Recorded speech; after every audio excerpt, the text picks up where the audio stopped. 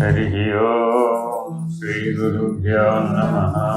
हरिः ओम् ब्रह्मानन्दं परमसुखदं केवलं ज्ञानमूर्तिं द्वन्द्वातीतं गगनसदृशं तत्त्वमस्यादिलक्ष्यम् एकं नित्यं विमलमचलं सर्वधी साक्षिभूतं भावातीतं त्रिगुणरहितं सद्गुरुं तं नमामि। नमो ब्रह्मादिभ्यो ब्रह्मविद्या सम्प्रदायकर्तृभ्यो वंशऋषिभ्यो महाभ्यो नमो गुरुभ्यः। सर्वोपप्लवरहित प्रज्ञानघन प्रत्यगर्धो ब्रह्मैवाहमस्मि अहं परार्थरहितः। सदाशिवसमारम्भाः व्यासशङ्करमध्यमाम् अस्मदाचार्यपर्यन्तां वन्दे गुरुपरम्पराम्।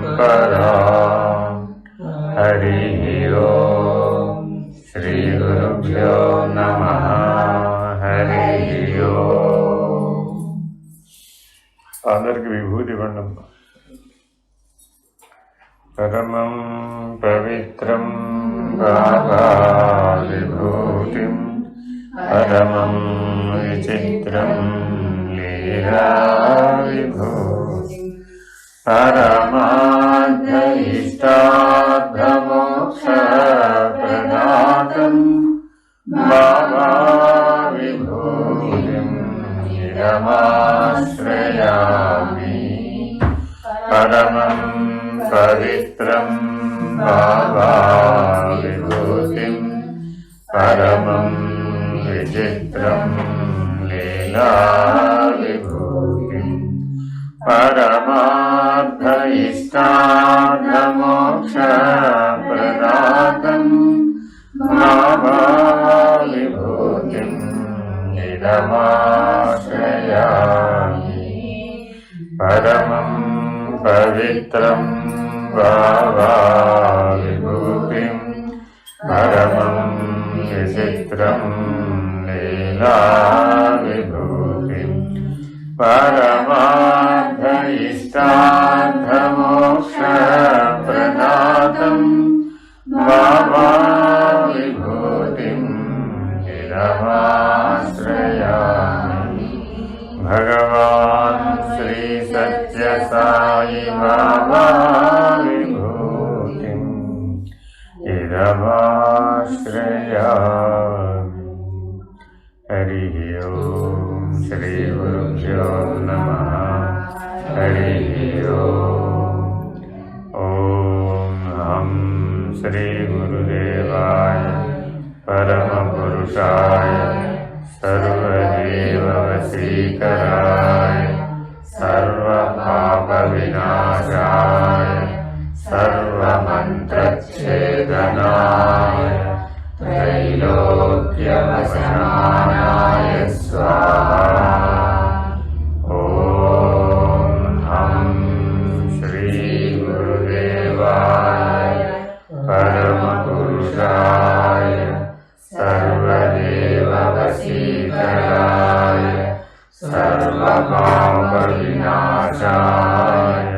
सर्वमन्त्रच्छेदनाय त्रैलोक्यवसानाय स्वाहा। ॐ श्री गुरुदेवाय परमपुरुषाय सर्वदेव वशीकराय सर्वपापविनाशाय सर्वमन्त्रच्छेदनाय त्रैलोक्यवशमानाय स्वाहा। हरिः ओम। श्री गुरुभ्यो नमः। हरिः ओम। श्रीराम राम रामेति रमे रामे मनोरमे सहस्रनाम तत्तुल्यं राम नाम वरानने। श्रीराम राम रामेति रमे रामे मनोरमे सहस्रनाम तत्तुल्यं राम नाम वरानने। श्रीराम राम रामेति रमे रामे मनोरमे सहस्रनाम तत्तुल्यं राम नाम वरानने। हरिः ओम। श्री गुरुभ्यो नमः। हरिः ओम। चलवंడి।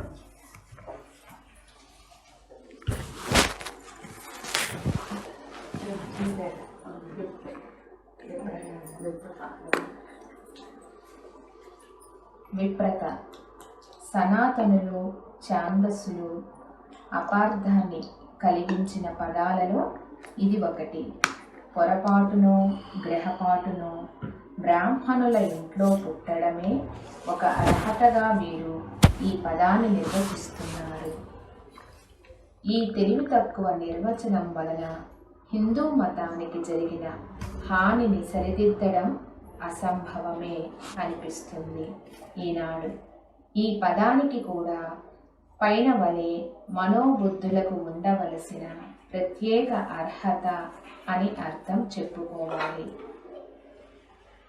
సంతోషం, సమాధానం, శాంతం ఈ మూడు కూడా సత్వగుణముతో పరిణితి చెందిన మనోబుద్ధులలో వ్యక్తమయ్యే మానవత్వ లక్షణాలు. ఏ కాలములోనైనా సరే మనుష్యులను నిశితముగా పరిశీలించి చూస్తే మూడు రకాలుగా కనిపిస్తారు. ఒకటి, జంతు స్వభావం ప్రధానంగా గల మనుషులు. 2, మానవత్వముతో మనుష్యులనబడే అర్హత కలవారు. 3, దైవత్వం ఇదేనేమో అనిపించే మహామనీషులు. తమోగుణంచే ఆచరింపబడిన మనసులో జనించే అసంఖ్యాకమైన కోరికలకు బానిస అయి విచక్షణారహితంగా ప్రవర్తించేవారు జంతు సమానులు. వివేక విచక్షణలతో తన స్వభావాన్ని అదుపులో పెట్టుకోగలిగిన వారిలో విప్రత ఉన్నట్టే. వీరిని మాత్రము మనుష్యులు అనవచ్చు.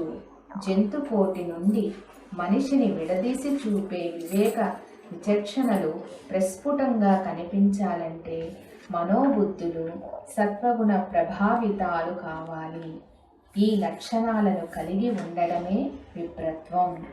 ఈ విప్రులు మాత్రమే వేదాంత సాధనకు అధ్యయనానికి అర్హులని, వీరు మాత్రమే మానవ జీవిత పరమార్థమైన దైవత్వాన్ని దివ్యత్వాన్ని సాధించి జీవన్ముక్తులు కాగలరని శాస్త్ర హృదయం సూచిస్తుంది. ఎప్పుడైనా విచారణ చేసేటప్పుడు ఇవన్నీ వివేక చూడామణిలో చెప్పిన శ్లోకాలన్నీ మననం చేయవలసినటువంటి మంత్రాలు. అంటే ఏవి శ్లోకాలు ఏవి మంత్రాలు మాకు ఎలా తెలుస్తాయండి అంటే, ఏవైతే మననం చేస్తే మనోవేగం తగ్గిపోతుందో వాటికి మంత్రాలని పేరు. అంతేనండి. కొన్ని మనం మననం చేసే కొద్దీ, ఉచ్చారణ చేసే కొద్దీ మనలో మనోవేగం పెరిగిపోతుంది. అవి మంత్రాలు కావు. ఏ ఉచ్చారణ చేత, ఏ మననం చేత, ఏ స్మరణ చేత మనోవేగం తగ్గిపోతూ ఉంటుందో వాటికి మంత్రాలు అని పేరు. మననాత్ త్రాయతే ఇది మంత్ర. సరే, మంత్రానికి మంత్రార్థం ఒకటి ఉంటుంది, అలాగే మంత్రానికి ఒక భావం ఉంటుంది, ఆ భావానికి ఒక భావార్థం ఉంటుంది, అలాగే మంత్రానికి ఒక లక్ష్యం ఉంటుంది, ఆ లక్ష్యానికి ఒక లక్ష్యార్థం ఉంటుంది. అంటే ప్రతి మంత్రంలో ఎన్ని భాగాలు ఉంటాయి? మంత్రము, మంత్రార్థము, భావము, భావార్థం, లక్ష్యము, లక్ష్యార్థం. ఈ 6 భాగాలు ఎవరికైతే సమగ్రంగా తెలిసినాయో వాడిని మనం ఆ మంత్రసిద్ధుడని లేదా ఆ మంత్రానికి సంబంధించిన జ్ఞానం పొందినవాడని చెప్తాం. అయితే మరి ఇప్పుడు మనం విచారణ చేస్తున్నది ఏమిటి అంటే పంచ వివేకాలు బోధించేటటువంటి వివేక చూడమని. ఈ వివేక చూడమని మొదట్లోనే చెప్పుకున్నాం. నిత్యానిత్య వస్తు వివేకము, ఆత్మానాత్మ వివేకము, కార్యకారణ వివేకము, సదసద్వివేకము, దృగ్దృశ్య వివేకం అనే 5 వివేకాలను అందిస్తుంది. ఈ 5 వివేకాలు అందుకోవడానికి అధికారిత్వ నిరూపణకు సంబంధించిన విచారణ చేస్తున్నాం. మొదట ఏం విచారణ చేశాం? స్త్రీలు అర్హులా, పురుషులు అర్హులా? సరే, తేల్చి చెప్పేశాం, అందరూ అర్హులే. సరే, రెండవ ప్రశ్నకు వచ్చింది. ఏమిటది? విప్రులు పుంస్త్వం జన్మించడం విశేషం అయితే అందులో విప్రులుగా జన్మించడం విశేషం అన్నాడు కదా. విప్రులు అనగా ఎవరు అన్నారనుకోండి. అంటే వేదాధ్యయనంతు విప్రాణం. అదేమిటి? వాచ్యార్థం. దాన్ని ఏమంటారు? వాచ్యార్థం. మరి లక్ష్యార్థం అండి. సరే, అసలు వేదాధ్యయనం ఎందుకు చేయాలి? చేయకపోతే నష్టం ఏంటి అని ప్రశ్నించేవాళ్ళు ఉన్నారా లేదా? ఉన్నారు. వేదాధ్యయనం చేసిన వాళ్ళలో ఉండేటటువంటి లక్షణాలు ఏమిటి? వేదాధ్యయనం చెయ్యనటువంటి వాళ్ళలో ఉండే లక్షణాలు ఏమిటి? అంటే ఆ వేదాధ్యయనం వల్ల వాళ్ళకి ఒరిగినటువంటి లాభం ఏమిటి అంటే వాళ్ళకి మనోబుద్ధులు వాళ్ళ స్వాధీనమై ఉన్నాయి. వాళ్ళు సత్వగుణ విశేషంతో జీవిస్తున్నారు. వాళ్ళు ఎప్పుడూ రజోగుణం తమో గుణానికి దిగిరారు. వాళ్ళు భూసురులు, భూమి మీద దేవతలు. భూమి మీద దేవతలు ఎందుకైనా అంటే దేవతలు అంటే సత్వగుణం. అరుచుకున్నాం అంటే మనుషులం, కొద్దిగా దిగి దిగజారితే జంతువులం, ఇంకా కొద్దిగా దిగజారితే రాక్షసులం. అది ఇది ఎప్పుడు గుర్తుపెట్టుకోవాలి. అంతేనండి. ఎప్పుడు ఏ గుణంలో ఉండాలి? సత్వగుణంలో ఉండాలి. అరుచుకున్నామంటే రజోగుణం, ఇంకా కొద్దిగా దిగితే జంతువులు తమో గుణం, ఇంకా కొద్దిగా దిగితే గాఢ తమస్సు, ఇంకా చాలా మంది ఉన్నారు దాని కింద. కాబట్టి వాళ్ళు ఏం చెప్తున్నాడు ఇప్పుడు? వివేకం ఎవరికి లాభిస్తున్నాడు ఇప్పుడు ఇందులో? ఎవరైతే సదా సత్వగుణమునందుండి మనోబుద్ధులను స్వాధీనం చేసుకున్నటువంటి వాళ్ళు ఉంటారో వాళ్ళకి ఈ వేదాంత విద్య అబ్బుతుంది. వాళ్ళకి ఈ రకమైనటువంటి తత్వజ్ఞానం అబ్బుతుంది. వాళ్ళకి ఈ రకమైనటువంటి బ్రహ్మజ్ఞానం అవుతుంది.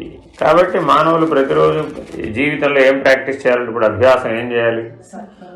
కేవలం సత్వగుణంతోనే జీవించాలి. Very very important. అలా ఎవరైతే జీవిస్తారో వాళ్ళని విప్రులు అంటారు.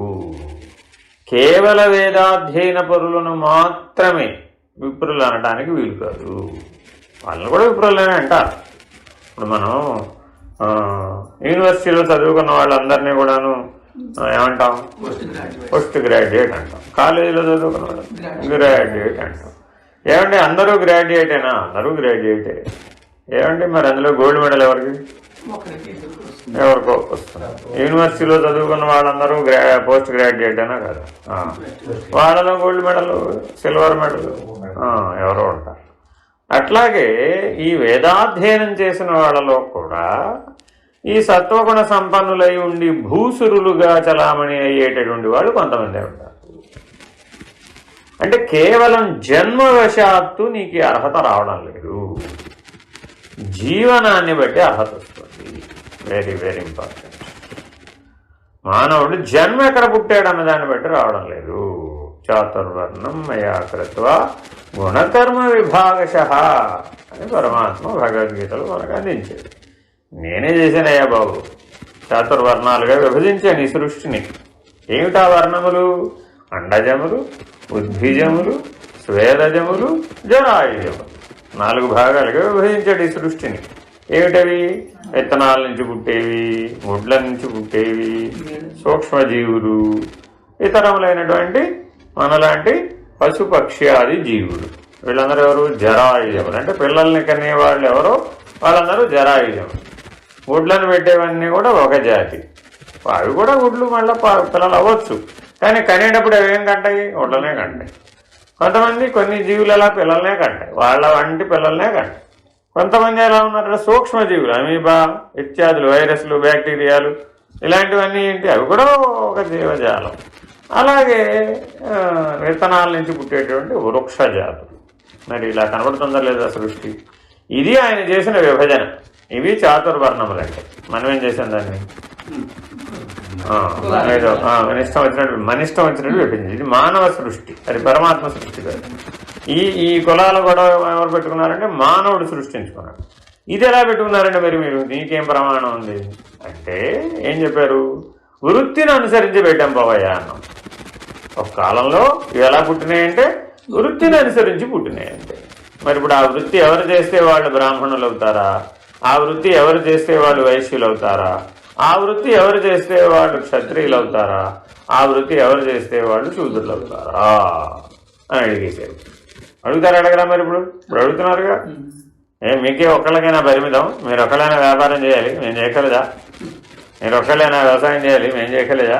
మీరు ఒక్కళ్ళైనా రక్షక భటులను ఆర్మీలో పనిచేయాలి, మేము పనిచేయగలదా?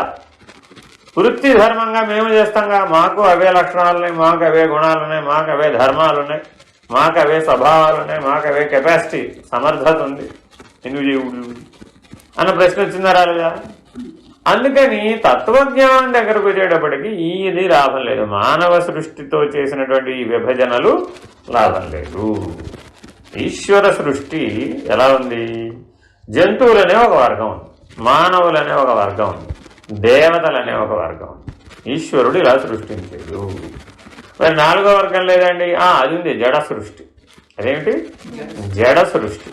జడ సృష్టి అంతా ఒక భాగం. అంటే ఏంటి? వృక్షాలు, కొండలు, కోనలు, చెట్లు, చేమలు, పొదలు, గుల్మములు, తీగలు, లతలు, నదులు, ఇవన్నీ సమస్తం అంతా కూడా జడ సృష్టి. కొద్దిగా జీవ సృష్టిలోకి వస్తే మళ్ళీ ఏం కనబడ్డాయి? జంతువులు, పశుపక్ష్యాదులు కనబడ్డాయి. ఇంకా కొద్దిగా ఎదిగిన వాళ్ళు ఎవరు కనబడ్డారు? మానవులు కనబడ్డారు. ఇంకా కొద్దిగా ఎదిగిన వాళ్ళు ఎవరు కనబడ్డారు? దేవతలు. ఇప్పుడు మనం ఏ వర్గంలో ఉండాలి? దేవతల వర్గంలో ఉండాలి. అంటే మానవోపాధి ధరించిన వాళ్ళు జంతువులుగా జీవించే వాళ్ళు కూడా ఉన్నారు, మానవోపాధి ధరించినటువంటి వాళ్ళు మానవులుగా జీవించే వాళ్ళు కూడా ఉన్నారు, మానవోపాధి ధరించి దేవతల వలె జీవించే వాళ్ళు కూడా ఉన్నారు. మ్యాన్ గాడ్ అంటారు వాళ్ళు. కాబట్టి ఈ మానవ దైవాలు ఎవరైతే ఉన్నారో, దైవీ లక్షణాలతో ఎవరైతే జీవిస్తూ ఉన్నారో వాళ్ళు భూసురులు, వాళ్ళు విప్రులు, వాళ్ళు తత్వజ్ఞానానికి అధికారం కలిగి ఉన్నవారు. ఎవరైతే సత్వగుణ విశిష్టమై జీవిస్తారో వాళ్ళు డిస్టర్బ్ అవ్వరు, ఇతరులు డిస్టర్బ్ చేయరు. వాళ్ళ పద్ధతి అది. రజోగుణం వాడి పద్ధతి ఏంటి? వాడు డిస్టర్బ్ అవుతాడు, ఇతరులను డిస్టర్బ్ చేస్తాడు. ఎప్పుడైనా గుర్తుపెట్టుకోండి. అంటే మనం మనుషుల మధ్యలో ఉంటాం లేదా, మనం చూడగానే మనకి లక్షణాలు కనబడతాయి. ఒకడెలా ఉంటాడు? వాడు డిస్టర్బ్ అవ్వడు, ఇతరులను డిస్టర్బ్ చేయడు. అర్థమైందండి? వీడెవడు? సత్వగుణం. రజోగుణం వాడేవాడు? వాడందరూ వాడే డిస్టర్బ్ అవుతాడు, వాడిని ఎవరు డిస్టర్బ్ చేయక్కర్లా, వాడందరూ వాడికే డిస్టర్బెన్స్ వస్తుంది. ఇంకేం చేస్తాడు? ఇతరులను కూడా డిస్టర్బ్ చేస్తాడు. తమోగుణం వాడు అంటే వాడికి డిస్టర్బెన్స్తో సంతృప్తి రాదనమాట. వేదన అంటే చంచలత్వంతో సరిపోదు వాడికి. ఎంత దూరం వెళ్ళాలి? వేదన కలగాలి, అప్పుడు కానీ ఆ తమోగుణం శాంతించదు. వాడికైనా వేదన కలగాలి, లేదా వాడి వల్ల ఇతరులకైనా వేదన కలగాలి. ఆ వేదన కలిగితే కానీ ఆ గుణం సంతృప్తి చెందదు. ఇలా మానవులలో ఈ 3 గుణాలు బలంగా పనిచేస్తూ ఉంటాయి. జంతువులు చూడండి ఎలా ఉంటాయి. ఆవులు ఉన్నాయి, మీరు ఎన్ని ఆవులైనా ఒక దగ్గర ఉండనివ్వండి, పొట్లాడుకుంటాయా? ఏం పొట్లాడుకోండి. ఆవులు సాధారణంగా పొట్లాడుకోండి. అన్నీ కలిసే తింటాయి. అన్నీ ఒక దగ్గరే పడేసినా దేని ఆహారం అదే తింటుంది, కానీ దీని ఆహారం అది లాక్కోవడం, దాని ఆహారం ఇది లాక్కోవడం అట్లా ఏం ఉండదు దాన్ని. అవునా కదా? అదే అన్ని గేదెల్ని ఒక దగ్గర పెట్టాం, ఏమైంది? కొట్టుకుంటే కొమ్ములు కొట్టుకుంటాయి. ఇవి దీని అది లాక్కుండా దీని లాక్కుండా, దాని ఆహారం ఇది లాక్కుండా, దీని ఆహారం అది లాక్కుండా. ఎందుకని? అదేంటండి, రెండు ఒకటేగా అంటే రెండు ఒకటి కావు. ఆవులు సత్వగుణం, గేదెలు రజోగుణం. వేరు వేరు.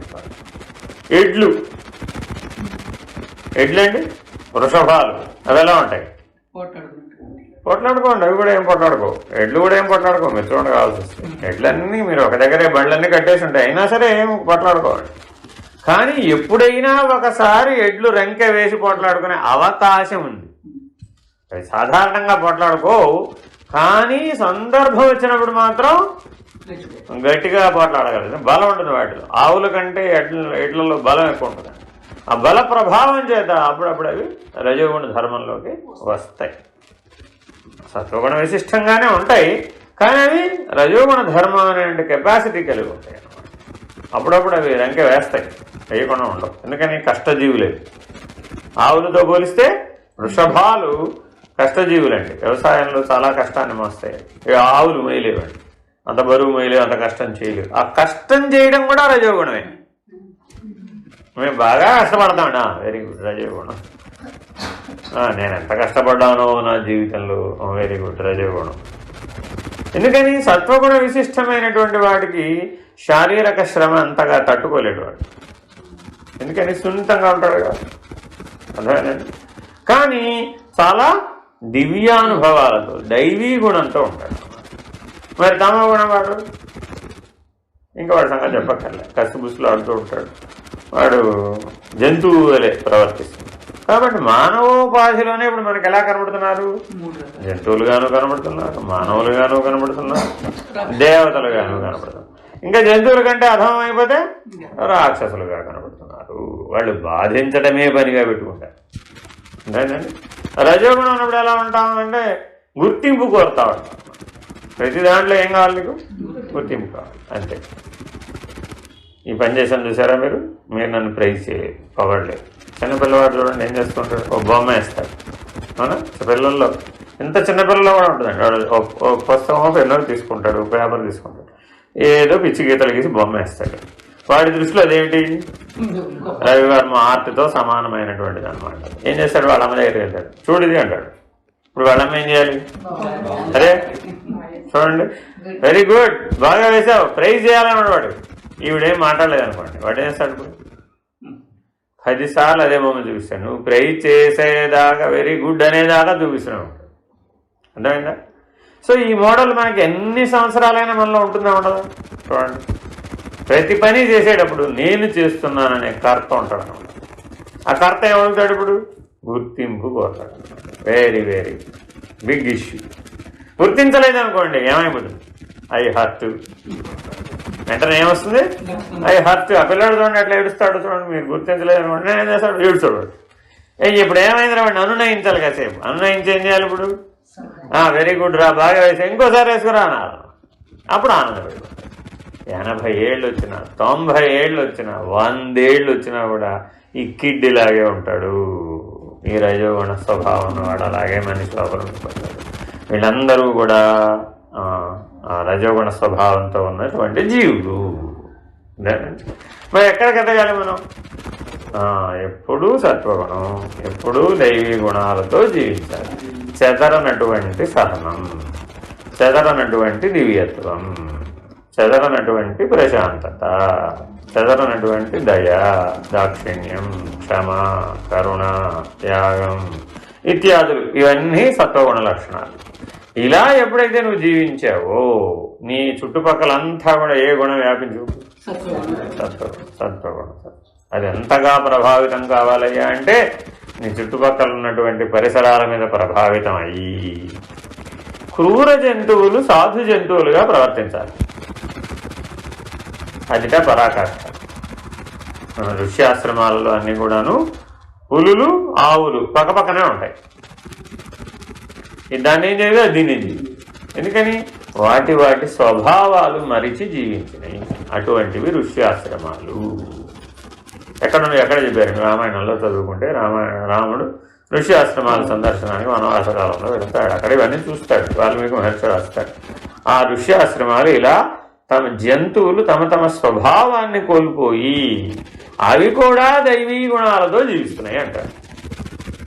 అంతటి సుసంపన్నమైనటువంటి దివ్యత్వం ఉన్నటువంటి దేశం భారతదేశం. ఇప్పుడు ఎలా ఉంది?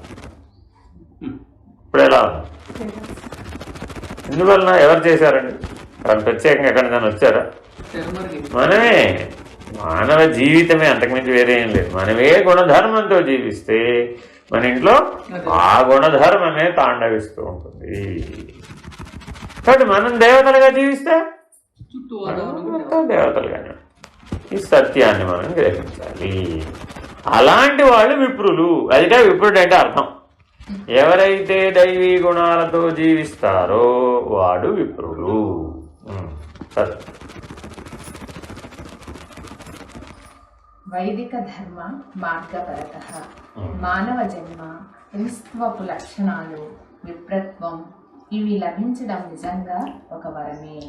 అయితే ఈ మనోబుద్ధుల అర్హత ప్రసన్నత సరైన విధానములో వాడబడినప్పుడే సార్థకమవుతాయి. ఆగండి. ఏం చెప్తున్నాడు ఇప్పుడు? ఏమండి మీరు మాటలు గారడీ చేస్తున్నారు మాతోటి. నేను క్లియర్గా అక్కడ అర్థమైపోతుంది కదా మాకు. పురుషుడిగా పుట్టడం విశేషం, విపురుడుగా పుట్టడం విశేషం అని వైదిక మార్గంలో జీవించడం విశేషం అని డైరెక్ట్గా చెప్తూ ఉంటే మీరేమిటేమిటో ఇంకా విపరీత అర్థాలు చెప్తారేంటి? డైరెక్ట్గా చెప్పచ్చుగా. అదొక వరం. ఈ జన్మలో నీకు అలా లభించిందండి. ఎందుకని ఆ స్కూల్లో చేరావు. ఇప్పుడు మనం ఏమంటాము పిల్లల్ని? ఓ పర్ఫెక్ట్ స్కూల్లో వాడిని తీసుకెళ్ళి వేసామనుకోండి, తల్లిదండ్రులు పట్టించుకోకర్లేదు వాడిని. అవునా కదా? ఎందుకని వాడు ఆ స్కూల్లో ఆ సిలబస్ ప్రకారం, ఆ సిద్ధాంతం ప్రకారం ఆ మాస్టర్లు వాళ్ళు చదివిస్తారు, వాళ్ళే వాడిని తీర్చిదిద్దుతారు. ఒక మంచి స్కూల్లో తీసుకెళ్లి పిల్లవాడిని వేయడం ద్వారా తల్లి తండ్రి వాళ్ళ యొక్క ధర్మాన్ని సులభంగా నెరవేర్చిన వాళ్ళు అవటల్లా. అట్లాగే ఈశ్వరానుగ్రహం వలన ఒక్కొక్క జన్మలో నువ్వు పురుషుడుగా పుడతావు, అదొక వరం.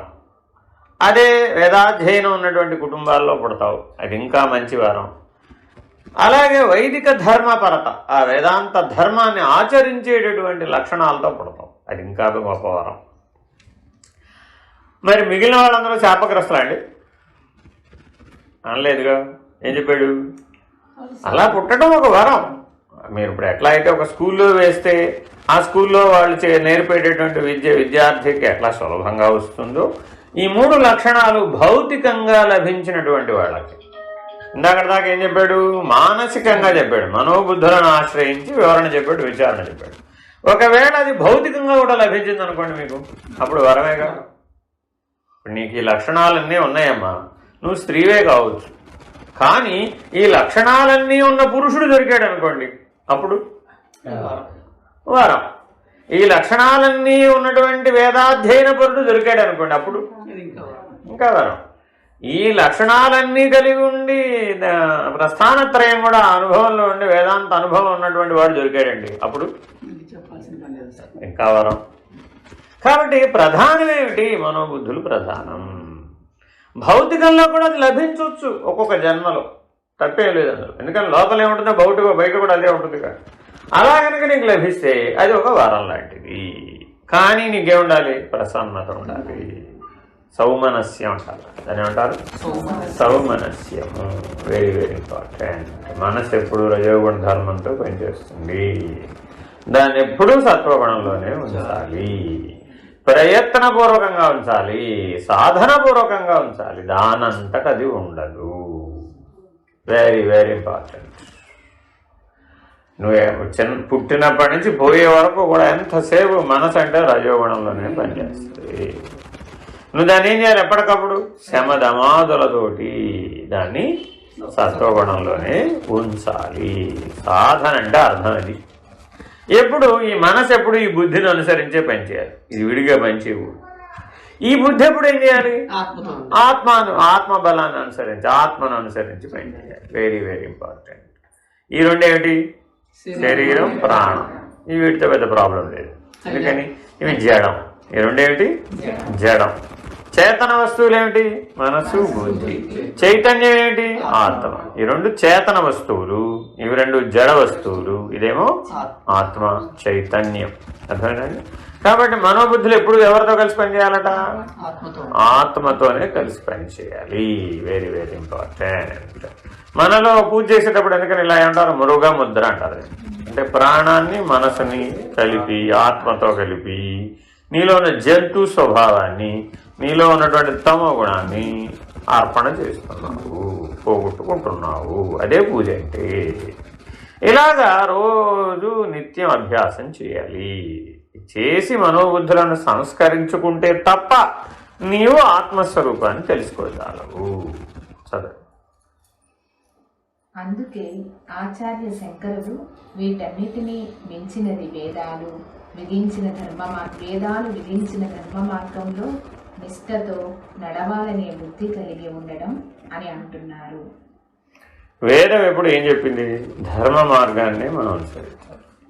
మన జీవితంలో న్యాయం ప్రధానమా ధర్మం ప్రధానమా? మనకు తెలియదు. మన రోజువారీ జీవితం ఆచరణలో ధర్మాన్ని ఆచరిస్తున్నామా న్యాయాన్ని ఆచరిస్తున్నామా? ఆచరించాలి. కానీ అసలు మనం ఆచరిస్తున్నది ప్రస్తుతం న్యాయమా ధర్మమా? ఎవరికి వాళ్ళు ఇలా విచారణ చేయాలన్నమాట. న్యాయమా ధర్మమా?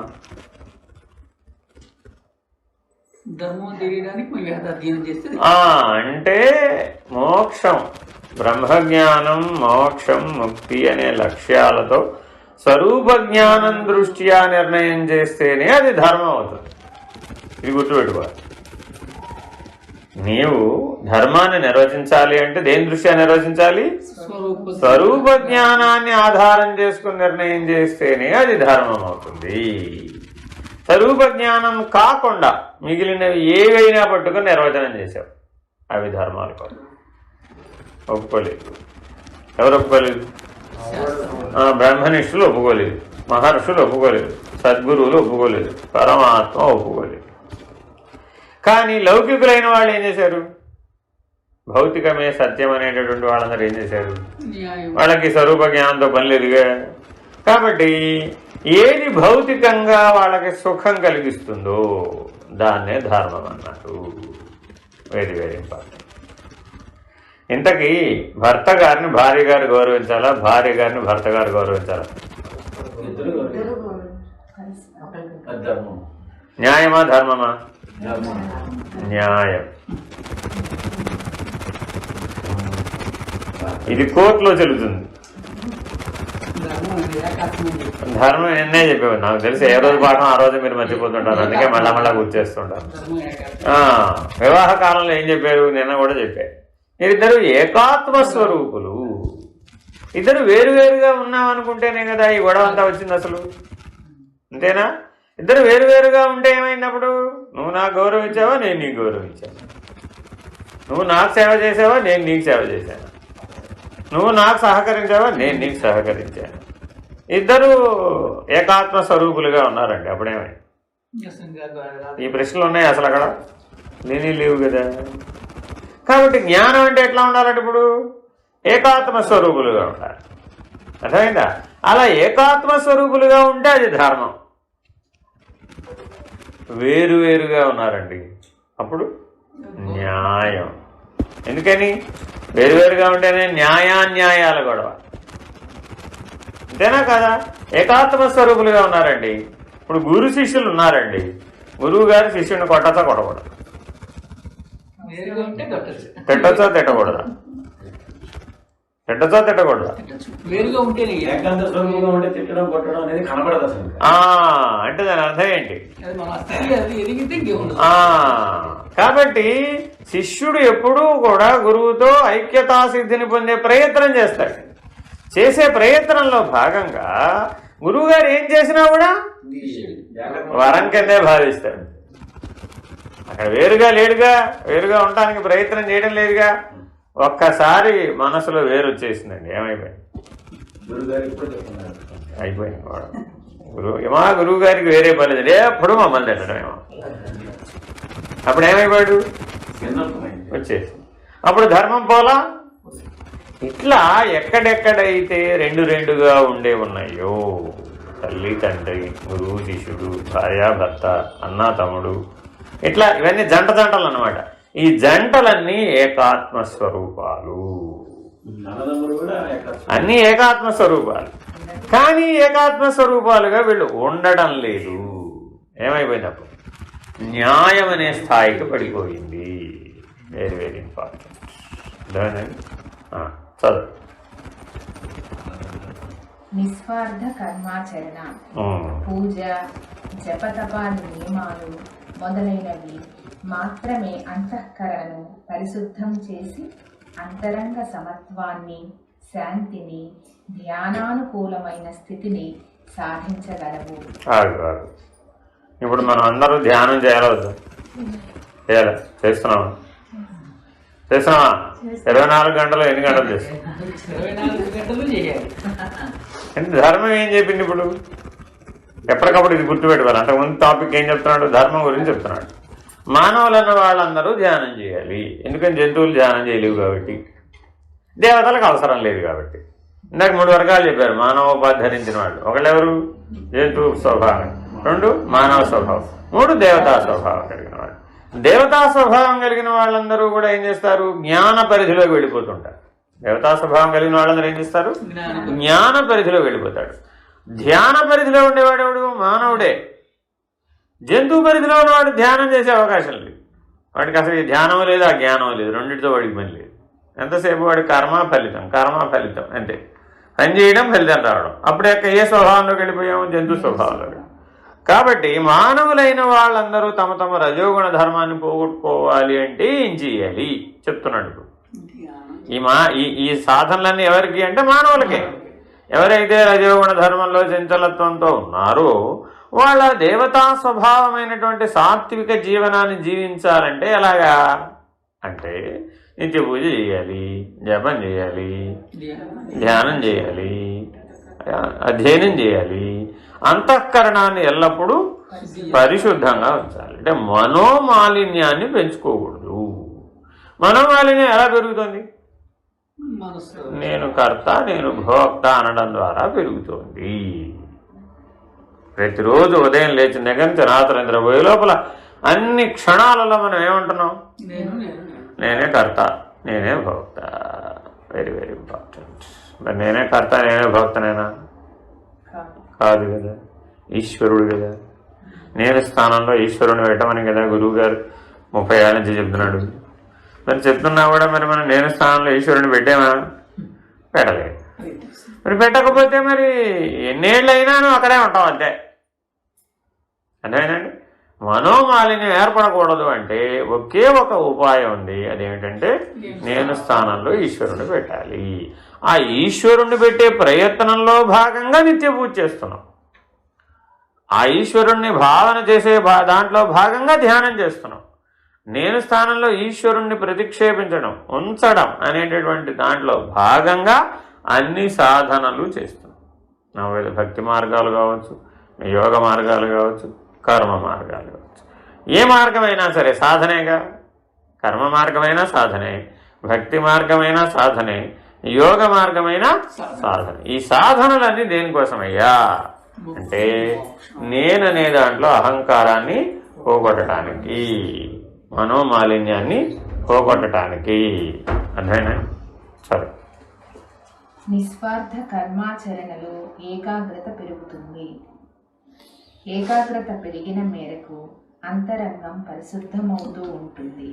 అందుకే ముఖ్యంగా జ్ఞాన మార్గంలో పయనించాలనుకునే వారు ప్రప్రథమంగా క్రమంగా ఏకాగ్రతను వృద్ధి చేసుకుని తీరాలి. మానవుడికి మాత్రమే ఉన్నటువంటి 2 లక్షణాలు. ఒకటి ఏకాగ్రత, 2 తర్కించటం. ఈ మానవుడికి ఒక్కడికే ఉంది, మిగిలిన వాళ్ళకి లేదు. ఏమిటది? ఏకాగ్రత, ఒకే దాని మీద దృష్టి నిలబెట్టడం. 2వ లక్షణం ఏంటి? విచారణ చేయటం. అర్థమైందండి? ఈ 2 లక్షణాలు మనకు బుద్ధికి ఉన్నాయా లేదా? ఈ 2 ఎవరివి? ఇవి మనలో బుద్ధివి. అర్థమైందండి? కర్తాభోక్త అనేవి ఎవరివి? మనస్సువి. ఇప్పుడు మనస్సు సంగతి చెప్పేశాడు ఇందాక. మనస్సంగతి గొడవ పెట్టినప్పుడల్లా ఏం చేయాలట?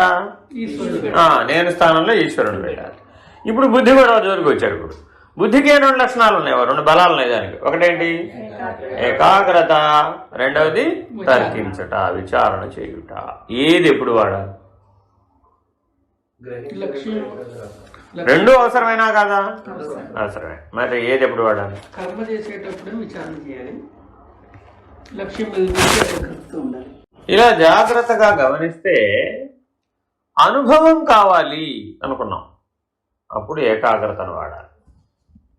ఏదైనా సరే మనం అనుభవం కావాలి అనుకున్నప్పుడు ఏం చేయాలి?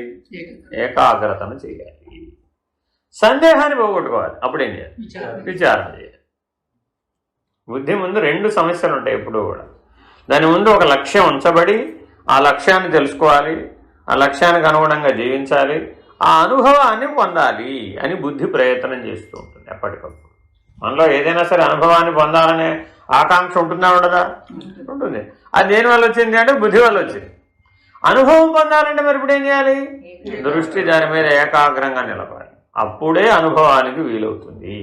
నీ బుద్ధి ఏకాగ్రంగా లేకపోతే ఎప్పటికీ అది అనుభవానికి రాదు. Very very important. అర్థమైందండి? ఇప్పుడు మనం అలా అనుభవించేటప్పుడు ఏమైనా ప్రశ్నలు వచ్చినాయి, సందేహాలు వచ్చినాయి, అప్పుడు ఏం చేయాలి? విచారణ చేయాలి. ఆ విచారణ చేయాలంటే ఏం చేయాలి? ఓ అనుభవజ్ఞుడి దగ్గరికి వెళ్ళు, లేకపోతే ఓ శాస్త్రం దగ్గరికి వెళ్ళు, ఏదో ఒకటి చేసి మొత్తానికి దానికి తగినటువంటి విధానంలో విచారణ చేసి ఆ సందేహాన్ని పోగొట్టుకోవాలి. దీన్ని దానికి దీనికి వాడామనుకోండి, ఏమనుకోండి? అనుభవం ఎప్పటికీ రాదు. ఫస్ట్ పాయింట్ ఏం రాదు? అనుభవం ఎప్పటికీ రాదు. కానీ దాని స్థానంలో సందేహాలు విపరీతంగా వచ్చేస్తాయి. ఎప్పుడైతే ఏకాగ్రత లేదో ఆ స్థానం కూడా ఈ విచారణ ఆక్యుపై చేసేస్తుంది. అర్థమైందండి? ఎప్పుడైతే మనం ఏకాగ్రత లేదు, దేన్ని అనుభవించాలనేటువంటి స్థిర బుద్ధి లేదు, ఒకదానికోసం స్థిరమైన ప్రయత్నం చేసే విధానం లేదు, అప్పుడేమైపోతావు?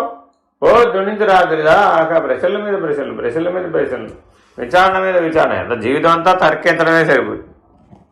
ఈ తర్కానికి సంబంధించిన ఒక సూత్రం చెప్పారు అన్నమాట. ఏమిటది? తర్కానికి నిలబడింది జ్ఞానం కాదు. తర్కానికి నిలబడింది జ్ఞానం కాదు. తర్కించేవాడు జ్ఞాని కాదు. అంటే నీకు ఎంతకాలం సందేహాలు అయితే వస్తూ ఉంటాయో నువ్వు అప్పటి వరకు జ్ఞాని కాదు. అన్ని సందేహాలు ఎప్పుడైతే సమాధాన పడిపోతాయో అప్పుడు నువ్వు జ్ఞానివి. కాబట్టి తర్కించాలా వద్దా? తర్కించాలి. తర్కించకుండా కుదరదు. మీమాంస ప్రయత్నం చేయాలా వద్దా? చేయాలి. ఉత్తర మీమాంస చేయాలి, పూర్వ మీమాంస చేయాలి. చేస్తే ఎలా చేయాలంటే ఇప్పుడు అంతేగాని సందేహాలు ఒకటి చేస్తే 100 చేస్తే 1000 చేస్తే 10,000 అనంతం అక్కడ దాకా పెంచేసామనుకోండి సందేహాలని, ప్రశ్నల్ని. అప్పుడు ఎప్పటికైనా అవుతుందా? ఎప్పటికీ అవ్వదండి. దాని అప్పుడు పడిపోతూనే ఉంటుంది వాడి జీవితకాలం అంతే. అందుకే జిల్లేలమ్మడి అమ్మాయి ఏమంటుందంటే, దేహాత్మ భావన ఉన్నంత వరకు నీకు సందేహం తప్పదు. శరీరమే నేను అనుకున్నంత కాలం నీకు సందేహం తప్పదు. దేహం ఉన్నంతకాలం సందేహం తప్పదు నాయన. నేను అర్థాన్ని వేరుగా తీసుకున్నారు వాడు. దేహం ఉన్నంతకాలం ఉంది కదా, కాబట్టి ఆఖరి శ్వాస వరకు నాకు సందేహమే ఉండదు. తప్పు, వాచ్యార్థంగా తీసుకోవడం. అంటే దేహాత్మ భావన ఉన్నంత వరకు నీకు సందేహాలు కలుగుతాయి, తర్కించవలసిందే. నువ్వు దివ్యాత్మ స్వరూపుడవు అనే స్థితిని ఏకాగ్రత చేసావు. నువ్వు దివ్యాత్మ స్వరూపుడు అని తెలుసుకోవాలంటే ప్రశ్నించాలా, ఏకాగ్రత చేయాలా? ఇప్పుడు ఏకాగ్రత చేయాలి. దాని మీద ఏకాగ్రత దృష్టి పెట్టాలి. ఆ రకమైన జీవనం జీవించాలి, ఆ దృష్టితో జీవించాలి. అప్పుడు నీకు దివ్యాత్మ అనేది అనుభవానికి వస్తుంది. ఒకసారి దివ్యాత్మ అనేది అనుభవానికి రాగానే అన్ని సందేహాలు కూడా మాయమైపోయి లేకుండా పోయింది. అదేంటండి, ఇందాకేమో అనుభవం వస్తే అనుభవంలో మళ్ళీ సందేహం వస్తుందన్నావు కదా. కొంతకాలం అలా ఉండి ఉండి ఉండి వచ్చేటప్పటికి ఆ దివ్యాత్మ అనుభవం కూడా సహజం అయిపోతుంది, విశేషం కాస్త సామాన్యం అయిపోతుంది. అయిపోగానే దాన్ని దాటవలసినటువంటి ప్రశ్న వస్తుంది అన్నమాట. కాబట్టి ఆ ప్రశ్న వచ్చినప్పుడు నువ్వు గురువు దగ్గరికి వెళ్ళే విధానం వేరు, అసలు నీ మీద నీకే సందేహం వచ్చినప్పుడు వెళ్ళే విధానం వేరు. ఇప్పుడు మనం గురువుని 2 పద్ధతులుగా ఆశ్రయించవచ్చు. ఒకటేంటి, అధిగమించడానికి కావలసిన ప్రశ్న వచ్చినప్పుడు గురువును ఆశ్రయించడం వేరు, అసలు స్వరూపం గురించిన సందేహాలు వచ్చినప్పుడు ఆశ్రయించే విధానం వేరు. జిజ్ఞాసువుగా ఆశ్రయించే విధానం వేరు, జ్ఞానిగా ఆశ్రయించే విధానం వేరు. జిజ్ఞాసువుగా ఆశ్రయించినటువంటి వాడు సందేహాల మీద సందేహాలు అడుగుతూనే ఉంటాడు, వాళ్ళు సమాధానాలు చెప్తారు, తెలుసుకోగానే ఇంటికి వెళ్ళిపోతాడు. ఎందుకని వాడికి అనుభవంతో పని లేదు, వాడికి ఏకాగ్రతతో పని లేదు, దృష్టిని నిలబెట్టడం స్థిర బుద్ధితో పని లేదు. అటువంటి వాడిగా ఉండకూడదు. నువ్వు జాగరూకుడవై నీ బుద్ధిని ఆత్మస్థితిలో చైతన్య స్థితిలో స్థిరంగా ఉంచడం నేర్చుకో. చదవండి.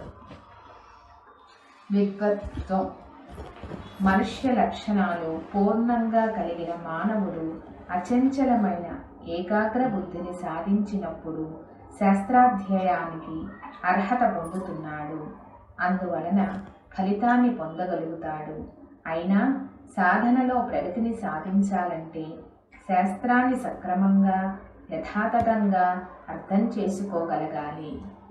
అందరి విధి నిషేధాలను, నియమాలను, వాటి ప్రయోజనాలను వివేక విచక్షణలతో పరిశీలించి అర్థము నిగూఢార్థము కూడా గ్రహించగలగాలి. దీనికి ముందుగా చక్కని భాషా పరిజ్ఞానము, తరువాత శాస్త్రాధ్యయనము ఉండి తీరాలి. గమ్యాన్ని సూచిస్తూ మార్గాన్ని నిర్దేశిస్తూ మధ్యలో కలిగే సకల సంశయాలను నివారించగలిగిన సాహిత్యం ఉపనిషత్తులు మాత్రమే. వీనిని చక్కగా చదివి స్వంతంగా స్వతంత్రముగా మననము చేసి శాస్త్రం సూచించే లక్ష్యాన్ని గ్రహించాలి.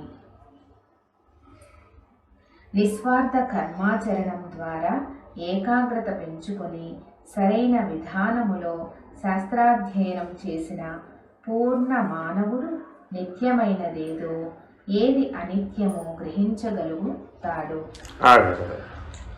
ఇప్పుడు నిత్యానిత్య వస్తు వివేకం కలగాలంటే అర్హత ఏంటి? నిస్వార్థ కర్మ ద్వారా పొందినటువంటి ఏకాగ్రత. ఒట్టి ఏకాగ్రత అంటే లాభల్లా. నిస్వార్థ కర్మ ద్వారా పొందినటువంటి ఏకాగ్రత వల్ల మాత్రమే నువ్వు నిత్యానిత్య వస్తు వివేకాన్ని పొందగలుగుతావు. మనం మామూలుగా రోజువారీ జీవితంలో ఏకాగ్రత చేస్తున్నామో చేయడం లేదు, చేస్తున్నాంగా. కానీ కర్మ ఫలితం మధ్యలో చేస్తున్నాం. ఆ ఏకాగ్రత ఎక్కడ చేస్తున్నాం? కర్మ ఫలితం మధ్యలో చేస్తున్నాం. కానీ ఆయన ఏమంటున్నాడు? నిస్వార్థ కర్మ ద్వారా వచ్చిన ఏకాగ్రత అయితేనే పనికొస్తున్నాడు. ఏమిటి మనం చేస్తున్న దానికి ఆయన అడుగుతున్న దానికి తేడా ఉందేనా లేదనే? మన దగ్గర అసలు అది లేదనేగా తెలిసిపోతుందిగా మనకే. ఎందుకని నిత్య వస్తు వివేకం ఉందా అని అడిగితే మన లోపల సమాధానం రావడంలా లేదని, అంతేనా కదా? ఆ ప్రశ్న అడగంగానే అదేమిటో నాకు తెలియదండి అని లోపల నుంచి బుద్ధి సమాధానం చెప్పటల్లా. నువ్వు నిత్యమా అనిత్యమా అని ప్రశ్న వేసుకోమంటున్నాడు. అది నిత్యానిత్య వస్తు వివేకం అంటే. నీలో ఉన్న నేనుంది కదా, ఈ నేను నిత్యమా అనిత్యమా అని ప్రశ్న వేసుకుంటే అటో ఇటో తేల్చడానికి మన దగ్గర కావాల్సిన సమాచారం కానీ కావాల్సిన అనుభవ జ్ఞానం కానీ లేదు. మరి ఎక్కడ లభిస్తుందయ్యా? నిస్వార్థ కర్మ ద్వారా చేసినటువంటి ఏకాగ్రత వలన. అంటే మానవులందరూ వ్యవహార కాలంలో చేసేటటువంటి పని ఏకాగ్రత కాదు, అది తత్వజ్ఞానానికి పనికిరాదు. చాలామంది ఏం చెప్పుకుంటారు? యోగా కర్మ సుకౌశలం అని చెప్పుకుంటారు. అంటే అర్థం ఏంటి? వంట బాగా చేయడం వస్తే అది కూడా ఒక యోగమే అన్నాం అనుకోండి, ఒప్పుకుంటారా? రుచిగా వంట వండారండి మీరు, అవునా కదా? అది యోగమేనా? కాదు. కౌశలం, నైపుణ్యంతో కర్మ చేశాడా చేయలేదా? ఇప్పుడు బాగా నైపుణ్యంతో చేశాడు, ఇది యోగమేనా? చేయలేదు, నేను చేశాను అన్నాడు. అర్థమైందండి? ఇప్పుడు అక్కడ ఆ వంట బాగా చేయంగానే ఏమన్నాడు? నేను చేశాను అన్నాడు. అప్పుడు అది యోగం అయిందా? అవలేదు. అది నిత్యానిత్య వస్తు వివేకానికి పనికిరాదు. Very very important. ఇల్లు బాగా సర్దుకోవడం వచ్చింది నీకు, ఆహా ఇంటికి వచ్చిన వాళ్ళందరూ ఏమన్నారు? ఎంత బాగా సర్దిందోనండి ఈవిడే అన్నారు. వెంటనే ఈవిడేమనుకుంది? ఆహా నేనే కదా ఇల్లు బాగా సర్దాను. ఇప్పుడు యోగం అయిందా? అవలేదు. నిస్వార్థ కర్మ అవలేదు. నిస్వార్థ కర్మ ద్వారా వచ్చిన ఏకాగ్రత ఉండాలి ఎప్పుడు కూడా. కర్మ ఫలితం మధ్యలో ఉన్నటువంటి ప్రశంస విమర్శ మధ్యలో ఉన్నటువంటి పొగడతా తెగడతా. మానవ జీవితంలో ఏంటండి? అయితే పొగడతా లేకపోతే తెగడతా. లేకపోతే అయితే పొంగు లేకపోతే కుంగు. అంతేనా కాదా? పొద్దున్న లేచిన దగ్గర నుంచి రాత్రి లోపల మనకి ఏముంటాయండి? అయితే పొంగు లేకపోతే కుంగు. ఇలా రెండుగా వచ్చేవి ద్వంద్వానుభవాల మధ్యలో కొట్టుకునేదంతా ఏంటంటే కర్మ ఫలితం. దీని మీద ఇక్కడ కూడా ఏకాగ్రత ఉంటుంది, ఉండకుండా ఉండదు. అంతేనా కదా? ఓ చెట్టు కొట్టేవాడు జాగ్రత్తగా ఏకాగ్రతగా కొట్టాలవుతా? కొట్టకపోతే వాడి చేతి మీద పడుతుంది, ప్రమాదం కూడా సంభవిస్తుంది. డ్రైవింగ్ చేసేవాడు ఏకాగ్రంగా ఉండాలా వద్దా? వాడికి ప్రమాదం, లేకపోతే ఎదుటోడికి ప్రమాదమే. కాబట్టి ఇప్పుడు ఏ పని చేస్తున్నా కూడా పనిలో ఏకాగ్రతగా ఉండాలా వద్దా? కానీ ఆ ఏకాగ్రత నిత్యానిత్య వస్తు వివేకానికి పనికిరాదు. ఎవరెస్ట్ పర్వతం ఎక్కడం చాలా విశేషమైన పనేనా కాదా? ఎంతో ఏకాగ్రంగా చెయ్యాలా వద్దా? ఎక్కిన వాళ్ళు ఉన్నారా లేదా? వాళ్ళందరికీ బ్రహ్మజ్ఞానం వచ్చిందా? ఎందుకు రాలేదు? అయిపోయింది ఇంకేముంది, ఫినిష్ అయిపోయింది అక్కడ. అంటే అయిపోయింది, ఇంకేముంది? నిస్వార్థ కర్మ కాదు అది. దేంట్లో పోయింది ఇప్పుడు? అది కర్మ ఫలితంలో పోయింది అంతే. ఏది? ఎవరెస్ట్ పర్వతం ఎక్కడైనా సరే. చంద్రమండలానికి వెళ్ళారా లేదా? వెళ్ళారా లేదా? వెళ్ళిన వాళ్ళకి బ్రహ్మజ్ఞానం వచ్చింది. రాకెట్ వేసుకుని వెళ్ళారండి, అయితే ఏమిటా అన్నాడు. ఎందుకని? నిస్వార్థ కర్మ ద్వారా ఏకాగ్రత లభించలేదు. అందువలన మీకు నిత్యానిత్య వస్తు వివేకం రాలేదు. ఎంతో విశేషమైన కర్మలు ఏవైనా చేయవచ్చుగా. ప్రపంచంలో కొంతమంది ఆ జీవితం అంతా ఒకే పనికే నియమించుకున్నటువంటి వాళ్ళు లేరా మన దగ్గర చుట్టుపక్కల? అందుకే జీవితం అంతా ఖర్చు పెట్టేసిన వాళ్ళు కూడా ఉంటారండి. నా జీవితం అంతా దీనికోసమే ఖర్చు పెట్టానండి అంటాడు. అవునా కదా? కానీ దానివల్ల నీకు నిత్యానిత్య వస్తు వివేకం లభిస్తుందా? లభించదు. అంతే. ఎందుకని? కర్తాభోక్త మధ్యలోనే అది నలిగిపోతుంది. ఎన్నో ప్రతిష్టలు, ఎన్నో యజ్ఞాలు, ఎన్నో యాగాలు, ఎన్నో హోమాలు, ఎన్నో కర్మకాండలు, ఎన్నో రోజువారీ అర్చకులు, ఎంతమంది కనబడాలా? కనబడుతున్నారా లేదా? మరి మొట్టమొదటి నిత్యానిత్య వస్తువు ఎవరికి వచ్చి ఉండాలి? వచ్చి ఉండాలి. అంతేనా కదా? వెళ్ళి వాళ్ళని అడగండి, ఏమండి భగవద్ దర్శనం అయ్యిందా? అభేద దర్శనం అయ్యిందా? బ్రహ్మనిష్ట కలిగిందా? పరబ్రహ్మం అనే నిర్ణయం అయ్యిందా? ఈ 4 మాటలు అడిగామనుకోండి, ఏమంటారు? ఎక్కడండి మనకి ఇంతగా అంత అనుగ్రహం ఉండాలి కదా అంటాడు. అంటే ఇప్పుడు ఏమైపోయాడు? ఇప్పుడు అక్కడ కర్తాభోక్తగా చేయకూడదు, కానీ కర్తాభోక్తగా చేశాడు. అది నిస్వార్థ కర్మ అవదు. నిస్వార్థ కర్మ అంటే ఏమిటి? కర్తృత్వ త్యాగంతో చెయ్యాలి, నేను అనకుండా చెయ్యాలి. Very very important. ఈశ్వరుడు ఏం చేయాలి? ఎప్పటికప్పుడు ఈశ్వరుడు. అర్థమైందండి? మీ అమ్మాయి పెళ్లి ఎవరు చేశారు? మీ అబ్బాయిని ఎవరు చదివించారు? Very very important. అందుకేగా మనకి ఎవరికి నిజానిత్య వస్తు వివేకం లేకుండా పోయింది. ఎప్పటికప్పుడు మనం ఎందులో మునిగిపోతున్నామని 2 చెప్తున్నాడు. అందుకని ఏకకాలంలో అందుకని ఏం చెప్తున్నాడు? మన దగ్గర ఏమి లేదో చెప్తున్నాడండి, ఏం పొందాలో చెప్తున్నాడు. మనకి 2 పక్షాలు చెప్పటల్లా ఒక పక్షం ఏం చెప్తున్నాడు? మనకేమున్నాయో చెప్తున్నాడు, మన 2 ఏం కావాలో చెప్తున్నాడు, ఎలా పొందాలో కూడా చెప్తున్నాడు. చూడండి, వివేక చూడమలో ఉన్న గొప్ప లక్షణం అనమాట. మన దగ్గర ఏముందో మనం వెతుక్కోకర్లే. ఇప్పుడు మనల్ని మనం చూసుకోవాలంటే వివేక చూడమని చదివామన్నమాట. అబ్బా, నా గురించి అంత బాగా చెప్పాడు. ఎందుకని మన లక్షణాలు ఎదురో కనబడతాయి కదా. ఇంకేం కనబడతాయి? మనం ఏం పొందాలి, లక్ష్యం ఏమిటి, ఎలా ఉండాలి అసలు. మనం మానవుడై పుట్టావు, ఈ పుట్టిన మానవ జన్మని ఉత్తమంగా ఎట్లా జీవించాలి అది కూడా ఉంటుంది అందులో. ఇంకేముంటుంది? ఆ లక్ష్య స్థితిని సాధించాలంటే ఎట్లాగా అది కూడా ఉంటుంది అందులో. ఇంకేమైనా కావాలా నీకు? 4వది కూడా ఉంటుంది. అలా సాధించినటువంటి వాళ్ళ లక్షణాలు కూడా చెప్తాయి. నీకేమనిపిస్తుంది? ఇవన్నీ మొదటి 3 చెప్పేటప్పటికి ఏమిటోనండి, ఈ ప్రపంచంలో ఇట్లాంటి వాడు ఒక్కడైనా ఉంటాడో లేదు అని సందేహం వచ్చేస్తుంది. ఎందుకని ఐడియల్ కదా, పూర్ణంగా పూర్ణమానవుడు. రామాయణానికి మొదటి ప్రశ్న ఏమిటి? వాల్మీకి నారద మహర్షిని ఒక ప్రశ్న అడిగాడు. ఏమడిగాడు? పరిపూర్ణ మానవుడైనటువంటి వాడు ఎవడైనా ఒకడు ఈ భూమండలం మీద ఉన్నాడా అని ప్రశ్న అడిగాడు. అదిగో పరిప్రచ్ఛేన. ఆ పరిప్రశ్నకి సమాధానంగా నారద మహర్షి షోడశ గుణాలతో విరాజమానుడైనటువంటి శ్రీరామచంద్రమూర్తి యొక్క లక్షణాలను విశదీకరించి చెప్పాడు. దాంతో రామాయణం మొదలైంది. అర్థమైందా? కాబట్టి మనం కూడా వివేక చూడమని లాంటి తత్వజ్ఞాన శాస్త్రాలు చదవగానే మనకేం సందేహం వస్తుంది? ఏం చెప్తారండి, అంతా మోస్ట్ 100% పర్ఫెక్ట్, 100% ఐడియల్. ఈ భూమండలం మీద ఎవడన్నా ఉంటాడు ఏంటండి? సో మీరు పుస్తకాలు రాసుకున్నారు కానీ ఒకడన్నా చూపెట్టండి అలాగా అంటామా లేదా? వెంటనే ఆ 4వ సమాధానం కూడా ఉంటుంది అన్నమాట. అదేంటి? ఆ లక్షణాలతో ఉన్నటువంటి మనిషి ఎలా ఉంటాడు, వాడి అనుభవం ఎలా ఉంటుంది, వాడి జీవితం ఎలా ఉంటుంది, వాడు ఎలా జీవిస్తాడు, అవన్నీ అందులో ఉంటాయి. చివరి 100 శ్లోకాలు అదే. అందులో 400 శ్లోకాలు లేదనుకోండి, చివరి 100 శ్లోకాలు జీవన్ముక్తానుభవ స్థితిలో మానవుడు ఎలా ఉంటాడు, అనుభవ జ్ఞానం ఎలా ఉంటుందో స్పష్టంగా చెప్పేస్తాడు అనమాట. ఇలాగే ఉంటాడు అంతే. నిన్ను నువ్వు సరిచూసుకోవచ్చు, 4 స్థాయిలోనూ సరిచూసుకోవచ్చు. ఇప్పుడు ఎలా ఉన్నావు, ఏం పొందాలి, ఎలా పొందాలి, పొందిన తర్వాత ఎలా ఉంటావు నువ్వు ఊహించక్కర్లా.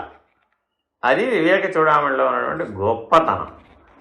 మానవులు మనమందరం సాధారణంగా ఏదైనా ఒక పుస్తకం చదివామనుకోండి, ఎంతో కొంత మనం ఊహించాలి, అంతేనా కదా? ఎంతో కొంత మనం ఊహించాలని, దాని గురించి తెలుసుకోవాలంటే ఇందులో ఊహించాల్సిన అవసరం లేదు. ఎదురుకుండా స్పష్టంగా ఉండాలి అన్నమాట. 4 విభజించబడి మనం ఇప్పుడు ఎట్లా జీవిస్తున్నాం, ఏం పొందాలి, ఎలా పొందాలి, పొందిన తర్వాత ఎలా ఉంటావు, అంత స్పష్టంగా చెప్పబడుతుంది. కాబట్టి వివేక చూడమని ఉత్తమమైనటువంటి గ్రంథము. తత్వజ్ఞానంలో మానవులందరూ తత్వజ్ఞాన సాధకులైనటువంటి వాళ్ళు తప్పక అధ్యయనం చేయవలసినటువంటిది. హరి ఓం శ్రీ గురుభ్యో నమః. హరి ఓం. పూర్ణమద పూర్ణమిదం పూర్ణాత్ పూర్ణముదచ్యతే పూర్ణస్య పూర్ణమాదాయ పూర్ణమేవావశిష్యతే. ఓం తత్సత్. ఓం శాంతి శాంతి శాంతి. హరి ఓం. శ్రీ గురుభ్యో నమః. హరి ఓం. నారాయణ నారాయణ. పరమం పవిత్రం భావా విభూతిం పరమం విచిత్రం లీలా విభూతిం పరమార్థ ఇష్టార్థ మోక్ష ప్రదాతం